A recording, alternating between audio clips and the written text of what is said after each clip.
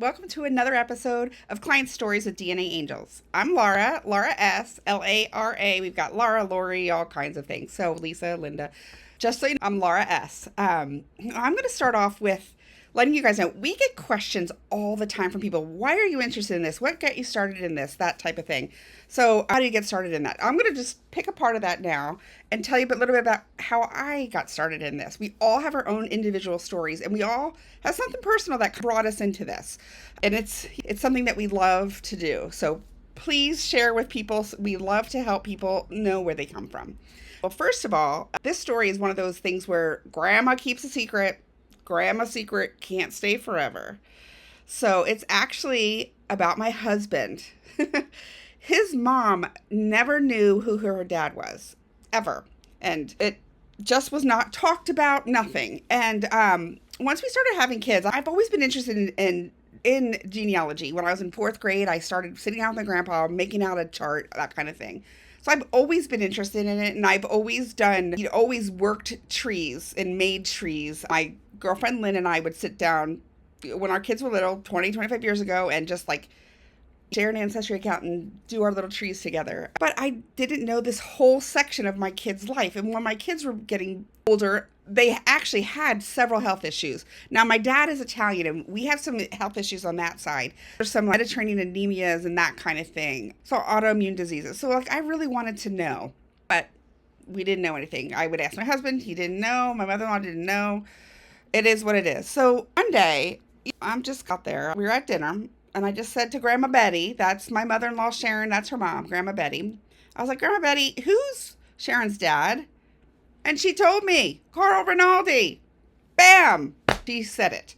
I think everyone's jaws hit the floor. No one ever asked. No one is nosy like me, but no one ever asked. They were from this little tiny North Carolina town. State secrets back then. My mother-in-law, she grew up with extended family. Mother, Grandma Betty, she did great for herself being a single mom. She ended up going and becoming a nurse. She was educated. She's great.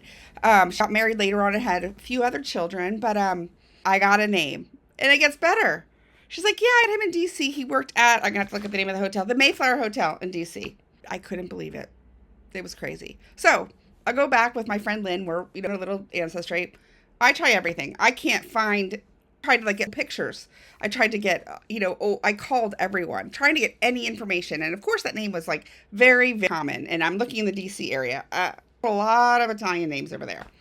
Find anything. So I searched, I called, my husband went to the hotel and checked on the walls for any pictures of work there. According to my, Betty, he was a maitre d'. I didn't find anything. Then comes, testing started happening. We did our DNA test. She did hers. I didn't anything. So years go by, years. You have to wait. It's just like we often say, it's a little bit of luck and, something finally comes in. You just got to wait for one person to do a test.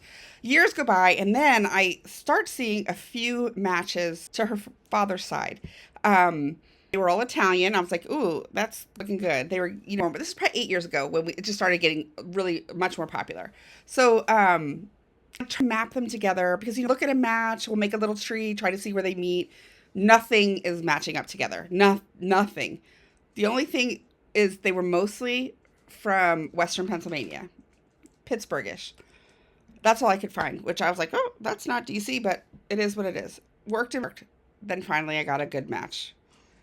It was equivalent to it would be a first cousin once removed. And for those of you who don't know, a first cousin once removed would be if your mom was first cousin with someone and then you're one generation down, or the other way around, one generation up. So anyway, that's how one generation once removed is. I ended up contacting her. I called. The number I found, it wasn't the right number. I tried Facebook. I messaged in Ancestry, and sometimes Ancestry. A lot of people don't have it hooked up, and a lot of people aren't interested in Ancestry the way we are. Want to find out stuff. A lot of people just do Ancestry to say, oh, what countries do I come from? Just for fun. Ancestry did that whole thing for years about what country you come from. That was their advertisement for years. So anyway, finally got in touch with this woman. She was a delight. And I was like, and I actually spoke to her on the phone, and I was like, hi, your name is Laura. My mother-in-law had a DNA test, and you're a very close match to her and my husband. And I was hoping you could get information. Do you have any close relatives, DC area?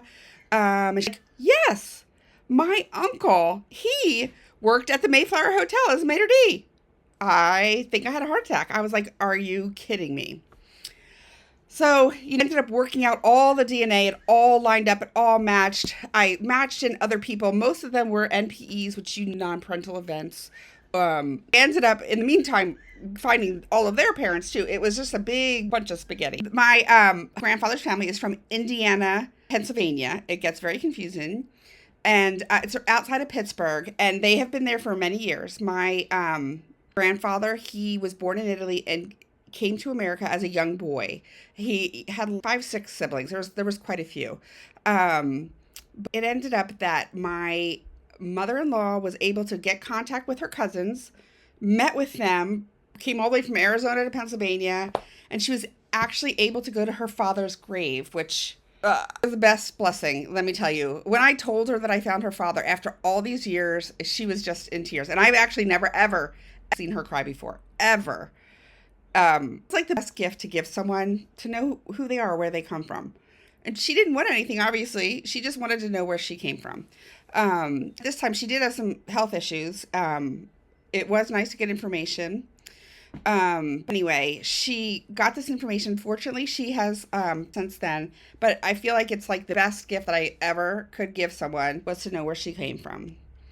So anyway, make this story a little ironic, we have a magazine. There is actually an organization called the National Genealogical Society, and that is a national organization here, and they publish these magazines. So in my research, I am finding all kinds of really interesting things.